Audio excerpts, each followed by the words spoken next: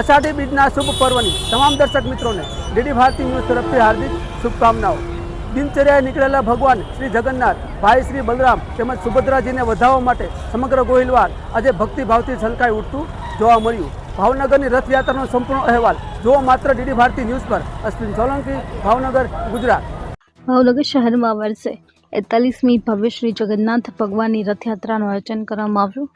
મંદિરમાં પરંપરાગત વિધિવાદ રથને સમગ્ર ગોહિલવાડ વાસીઓના દર્શનાર્થે રવાના કરવામાં આવ્યો હતો।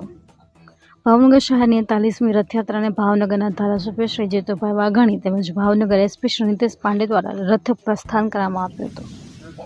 આજરોજ અષાઢી બીજના પાવન દિવસે ભગવાન શ્રી જગન્નાથ, ભાઈ શ્રી બલભદ્ર અને સુભદ્રાજી નગર ચર્ચા નીકળતા હજારો ભક્તો રથયાત્રાનો ધર્મ લાભ લેતા જોવા મળ્યા। આ વર્ષે ભાવનગર શહેરની 41મી શ્રી જગન્નાથ રથયાત્રા અત્યંત ભવ્ય રીતે ઉજવવામાં આવી। ભગવાનનો રથ જ્યારે નગરના રાજમાર્ગો પરથી પસાર થયો ત્યારે જય રણછોડ, જય જગન્નાથના નાદથી આખું શહેર ગુંજી ઉઠ્યું। આ યાત્રા માત્ર એક ઉત્સવ નથી, પરંતુ આપણી સંસ્કૃતિ અને એકતાનું પ્રતીક છે। પોલીસ તંત્ર અને સ્વયંસેવકોની ટીમ યાત્રાને સફળ બનાવવા કટિબદ્ધ જોવા મળી। બીજી તરફ લોકો પરિવાર સાથે જોડાઈને ભગવાનના દિવ્ય દર્શન કરીને આશીર્વાદ મેળવ્યા।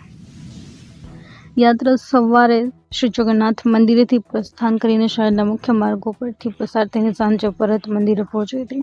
આ વર્ષે યાત્રામાં મુખ્ય રથ, ભજન મંડળીઓ, અખાડા અને સાંસ્કૃતિક કાર્યક્રમોનું આયોજન થયું। ભક્તોની સુવિધા માટે પીવાના પાણી, તબીબી કેમ્પ અને સુરક્ષા વ્યવસ્થા ગોઠવવામાં આવી હતી। ભાવનગર પોલીસ અને વહીવટી તંત્ર સાથે મળીને યાત્રાને શાંતિપૂર્ણ અને સફળ બનાવવા માટે કામ કરી રહ્યા હતા।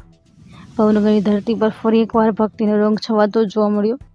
આ યાત્રા માત્ર એક ઉત્સવ નથી, પરંતુ આપણી સંસ્કૃતિ અને એકતાનું પ્રતીક છે।